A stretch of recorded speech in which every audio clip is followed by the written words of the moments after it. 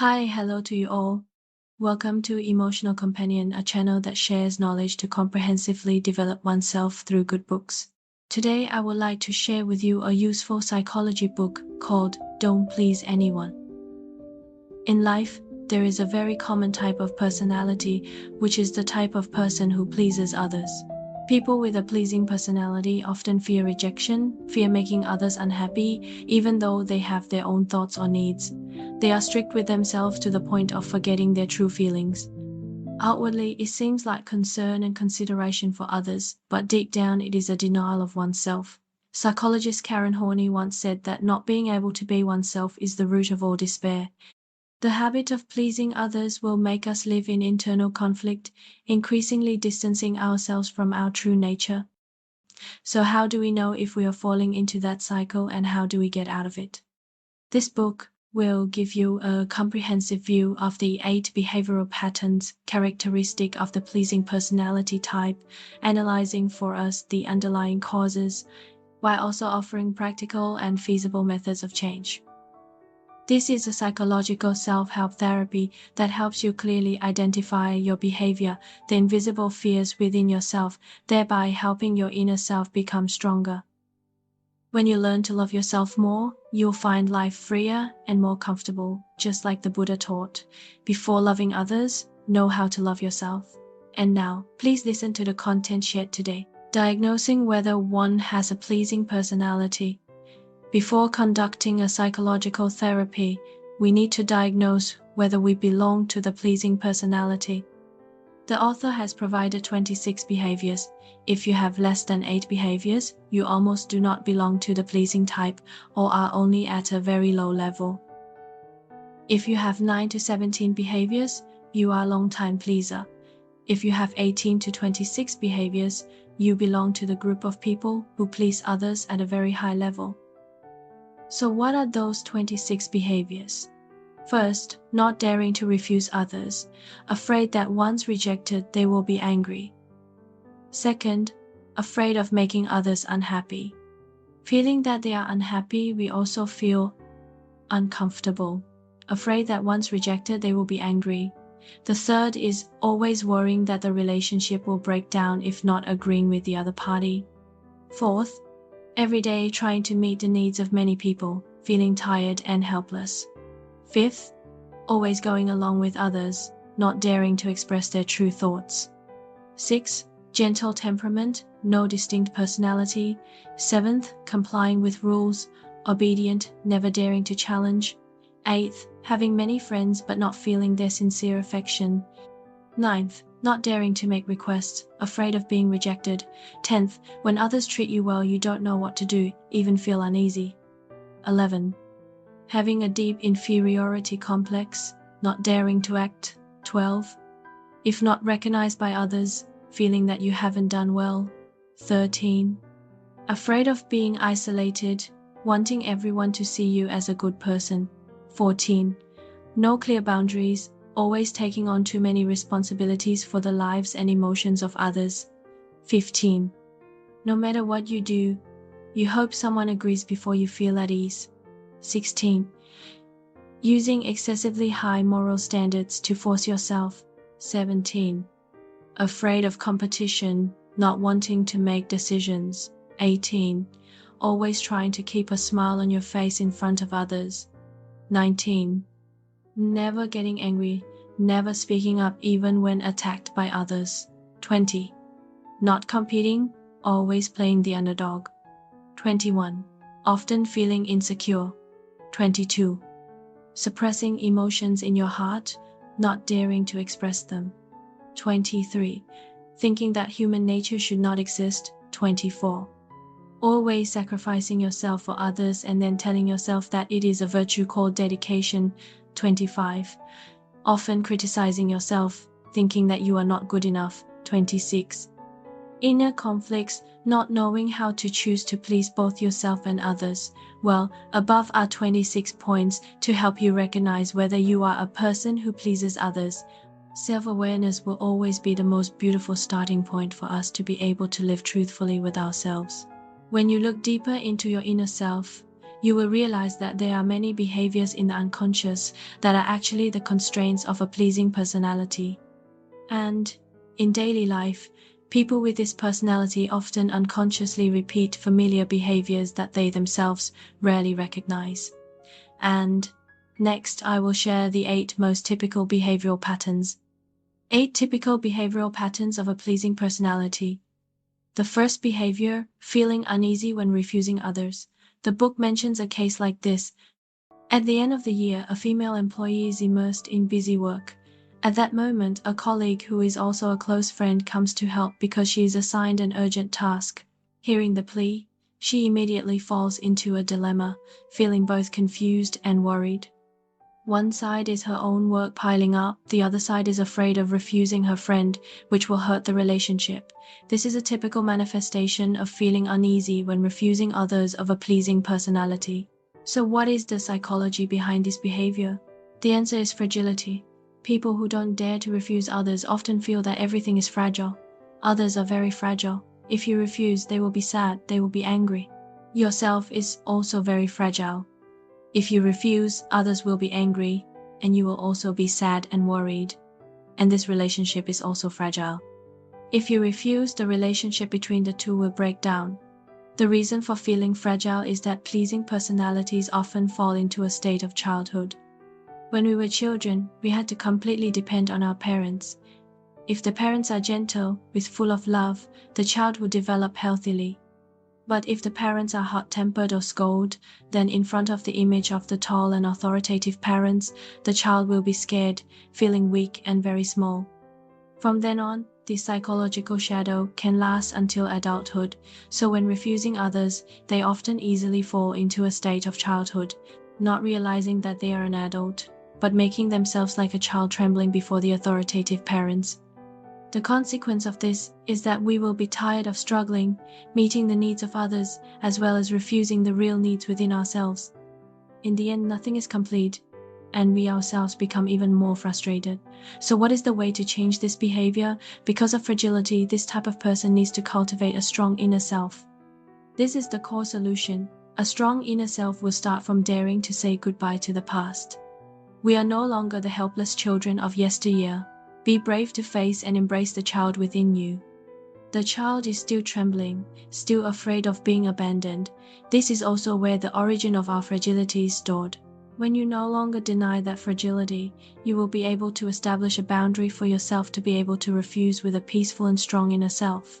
So how do we refuse others?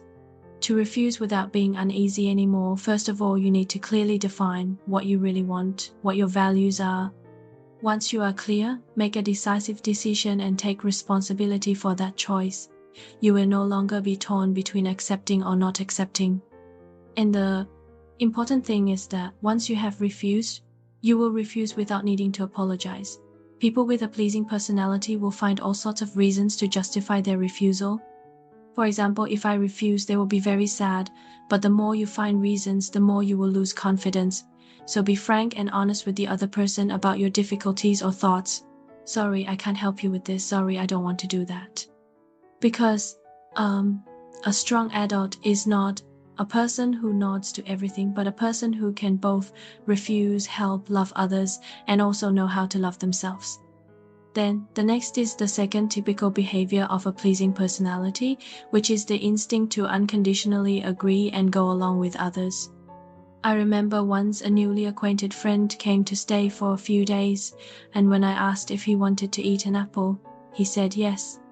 I peeled 2 plates, but when I came back, I saw that his plate was still full. At that time, I really didn't understand why he could say he didn't want to eat, why he had to go along with me. Actually, that is a behavior of going along and agreeing with others of a pleasing personality. And the psychology behind this kind of behavior is self-suppression.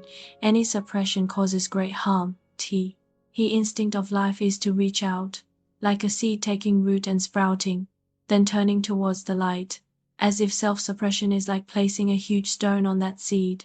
Over time, both the body and the personality change. People who are used to living in suppression will not dare to reveal their personality, even lose the ability to express emotions, only know how to conform to please others. You will see many people suppressing their emotions, their eyebrows often furrowed, a deep vertical wrinkle between their eyebrows. The underlying cause of this behavior is in two aspects. The first is that they believe that having their own opinions is a dangerous thing, because when expressing different views, they will feel ashamed for not being like others or afraid of taking responsibility if that opinion leads to undesirable results. And the most typical is the fear of conflict when opinions are opposed. But in fact, conflict is a natural part of this life, like day and night, yin and yang. The important thing is not to avoid conflict, but to find the value of yourself in that conflict. Then the second reason is because they do not accept themselves. In the book, there is a case, that is, a girl who clearly likes quiet but always agrees to participate in lively parties with friends. The reason she does this is because she thinks that introverted personality is bad, is inferior, is not sociable. So she tries to create for herself an image of being lively and open in front of others, but that is not her true nature. So what are the consequences of this behavior? That is, we will never have a real relationship filled with love, no matter how much you try to agree with others, because the agreement only creates a peaceful shell on the outside, but inside is an empty space that is never filled.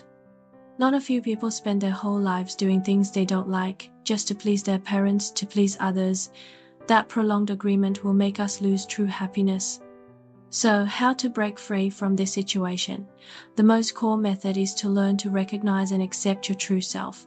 Try meditation, observe your breath and the sensations of your body to connect with your true self. If you define yourself by houses, cars, money, positions, fame, then that self is extremely fragile and easily swayed. But if you recognize yourself through true emotions, through your body, through life experiences, you will find yourself more stable. When you find yourself, you will realize that no personality is absolutely good or absolutely bad. Even introversion, even liking to be alone, even when you decide to do a job that cannot meet the expectations of others, all can become your strengths, as long as you accept them as a natural part of yourself. Another way to cope in daily life is to learn to say no in a gentle way, and at the same time, learn to express your emotions instead of erupting. We live truthfully with our emotions does not mean that we can say whatever we want, or that we are blunt and rude to others. For example, there are people who only eat fruit that they peel themselves. If you say bluntly, "I'm afraid of being dirty, I won't eat it," the other person will easily feel rejected. But if you agree but then leave it there without eating, it will be even more awkward. The best way to behave is to be honest but respectful. I can say that I have a slightly special habit of only eating when I peel it myself, please don't mind. That way, we will still keep our boundaries while still maintaining connection with others. Then, the third typical behavior of a pleasing personality is not daring to ask for help from anyone. In the book, there is a case like this. A girl one night felt unwell, wanted to ask her roommate to buy some medicine, but thought it was late, she must be sleeping, so she endured it. So she struggled until the next morning. Unexpectedly, her body temperature rose to 40 degrees C, and she had to be hospitalized. At this time, she thought of calling her mother, but then thought that her mother was so far away and had to take care of her frail grandmother, so she endured it. So she endured it again. This is the manifestation of the type of person who doesn't dare to ask. And the psychology behind this action is that the inner self appears in two opposing states, both self-deprecating but also self-loving.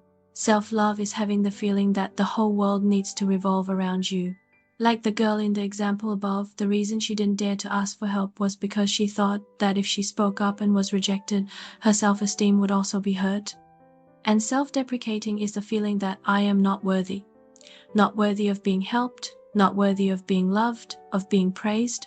Often this has its roots in childhood. For example, a child gets a score of 9, happily reports to their parents, but the parents say that one test doesn't say anything.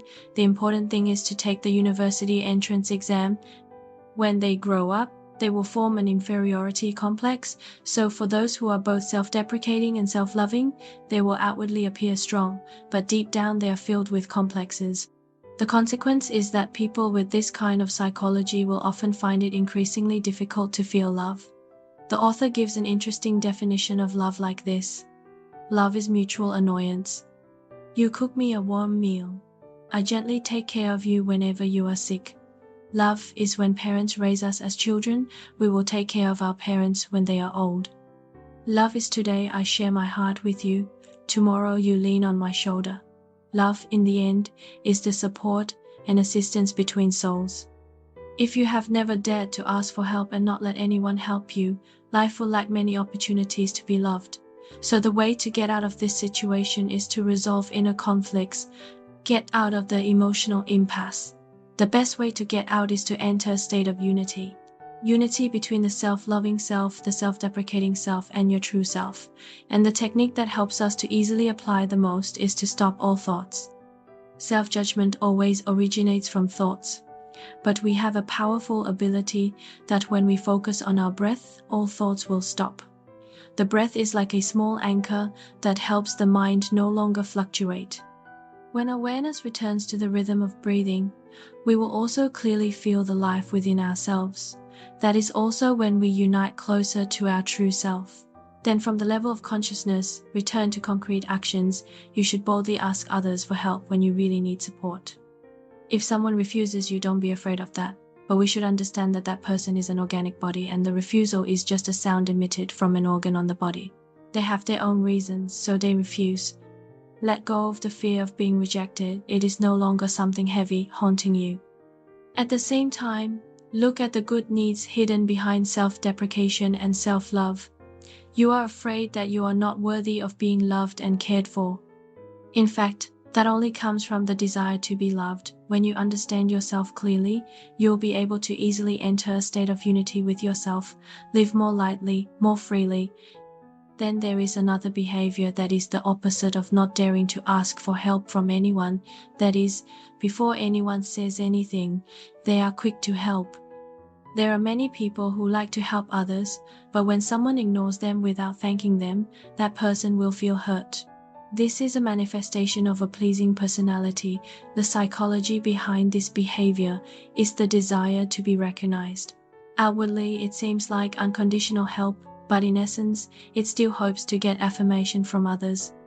The cause of this behavior can come from a fear of being isolated and also from improper upbringing from a young age. For many people, the only way to be praised by their parents is to do what their parents want. When all praise comes from doing what others want, the child grows up very easily to become the type of person who pleases others. And another reason is that they cannot determine the boundaries between themselves and others, so they like to interfere in the affairs of others. The consequence is that the more they help, the more they feel exhausted. There is a saying like this: a person who gives too much will create a person who is too dependent. If the help is for the purpose of pleasing others to achieve something, often the people who come close to you are those who want to depend on and take advantage of you. Another thing, the tragedy is often that the more you help, the harder it is to receive gratitude. Because when you have the mindset that I am a good person, I help you, then unconsciously you are putting yourself in a higher position and putting the other person in a lower position than you. Human ego is very sensitive. They feel the position that you attach to them and don't like being in a lower position.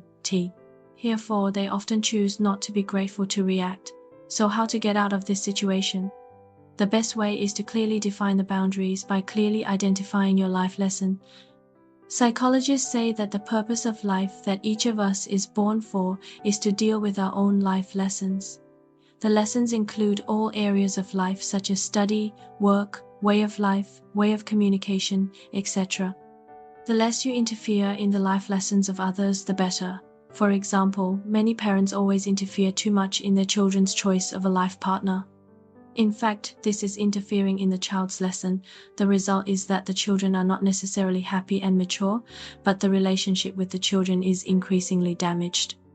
Another useful method is to write down on paper who the subject of the action is. For example, Kwan wants to buy rice, Hang wants to complete the report. When you look at that, you will know that those are the things that belong to the life lessons of others. Remember a living principle that don't always proactively do anything for anyone that they can do themselves. When you give up the role of a good person, try to reduce your enthusiasm, even learn to refuse, you will see that the relationship does not easily break down as you thought. Finally, a simple way is to stand in front of the mirror and say that I am good enough, I am good enough. It sounds naive, but it is sowing positive suggestion in yourself.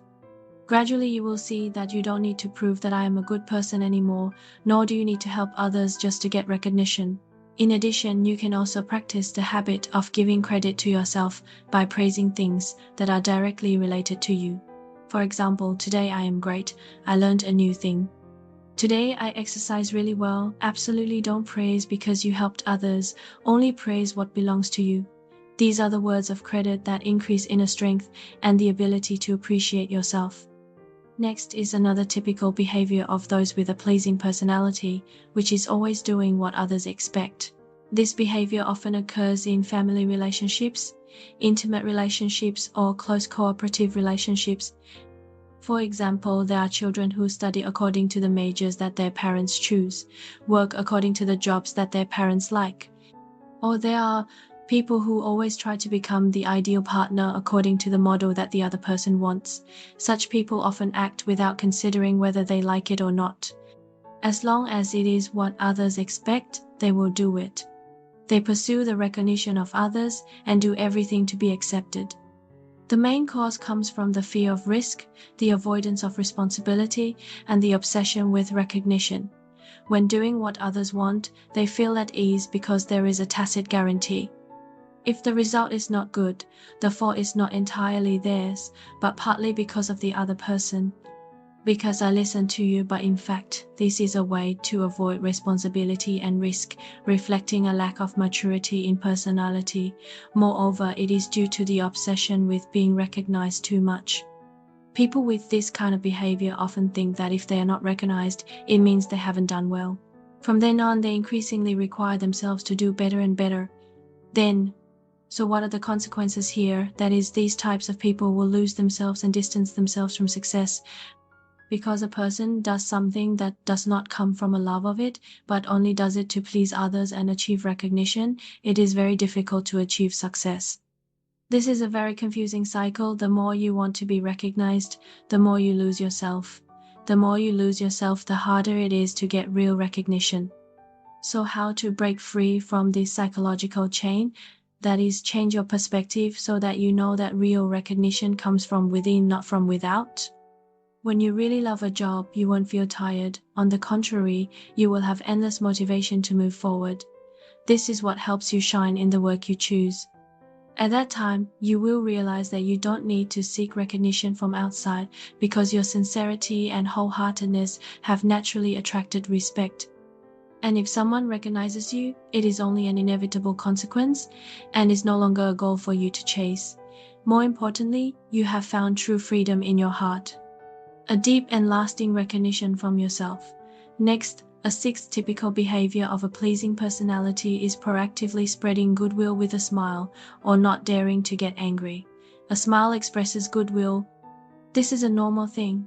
However, even if your mood is not good, but as soon as someone appears, you will immediately smile and talk to them, that will be a problem, because this behavior shows that you always lack a sense of security. Some studies have found that in primates, when a low status is threatened or attacked, it will smile. The intention is to convey, I am very obedient, I am harmless, please don't attack me. From an evolutionary perspective, humans are the same. Behind a smile that proactively pleases others is the plea for others not to hate me, to alienate me, not to harm me, and to exchange for a peaceful environment. But does doing so really achieve safety? When everyone's feelings depend on others, then naturally people will always live in anxiety and insecurity. Obviously, when we put our safety on the shoulders of others, it is a very unreliable thing. At the same time, being used to proactively smiling to gain safety will make many people, when encountering attacks from others, also react with a smile to get through it. But if you suppress resistance and anger, That energy does not disappear, it does not go outwards, it will inevitably turn inwards. Therefore, learn to build a sense of security for yourself. But that doesn't mean encouraging you to attack, to respond to others in anger and hatred. But it is best to stop smiling when you are not happy. Don't force yourself, allow yourself to be silent when necessary, and learn to express your anger in the right way. Instead of erupting in fits of rage, you can leave when you feel disrespected. That is not a defeat or a lack of civility, but you are defining your boundaries and can focus on yourself. The next is another behavior, never getting angry. People who never get angry often bind themselves with the thoughts that a person of high morals will never get angry. This behavior also comes from the way parents orient when the child is young. For example, a child cries because they are bullied, but the parents only say, "What are you crying for? Don't you see that your parents are busy?" Then gradually the child will not dare to express their anger anymore. Over time, angry emotions will become vague in awareness. When emotions, even if suppressed, do not disappear but will turn into a burden on the body, turning into tangible matter such as the appearance of tumors in organs sensitive to emotions such as the thyroid gland, the mammary glands. Therefore, taking care of and relieving emotions in a timely manner is extremely important for health. Both erupting to the point of losing reason and trying to suppress it are manifestations that you are resisting it. And the more you resist, the more energy you give it. Instead, accept it. When that emotion arises, stop, sit still and observe. Just the awareness of the anger at that moment is already healing for yourself. Then we will go to the last section. The eighth typical behavior in a pleasing personality is often blaming oneself. There are people who, just because a task has a bad result, regardless of whether it is their responsibility or not, they will always self-examine and judge themselves, thinking that it's because I haven't done well, it's my fault. At first glance, this seems like courage, taking responsibility, but behind it lies a deep psychology of self-blame. Imagine everyone standing under the sun has a bright side and a shadow side. That is a complete person. But for those who are too self-blaming, they always want to eliminate that shadow side, just hoping to keep the bright side. Therefore, they often set extremely strict standards to pursue highness and good results. There is a saying that in life, the person who makes you suffer the most is none other than yourself. Strictness and the pursuit of excessive perfection not only reduce the effectiveness of all work, but also harm oneself. Therefore, stop judging yourself, learn to love yourself. The author says that self-blame is sometimes just to avoid the criticism of others, or because we have accepted the value system of social judgment too much. So we become overly strict, not allowing ourselves to have shadows, even not accepting the existence of the dark side in this world. When seeing shadows in others, immediately label them. They are bad people, inferior people. But life is not just black or white in an absolute way. Therefore, accept the shadows, accept the imperfections in yourself. At the same time, let's learn to be grateful. Even if today's results are not as expected, but look at what you have done. Even if it's just a little bit, be grateful for that. Gratitude will lead you to a complete and fulfilled self. In that light state, you will no longer crave, no longer desire excessively, no longer seek recognition from outside. Force yourself to meet the strict requirements of yourself. On the contrary, that fullness helps you to complete your work well, and happiness also naturally arises from within.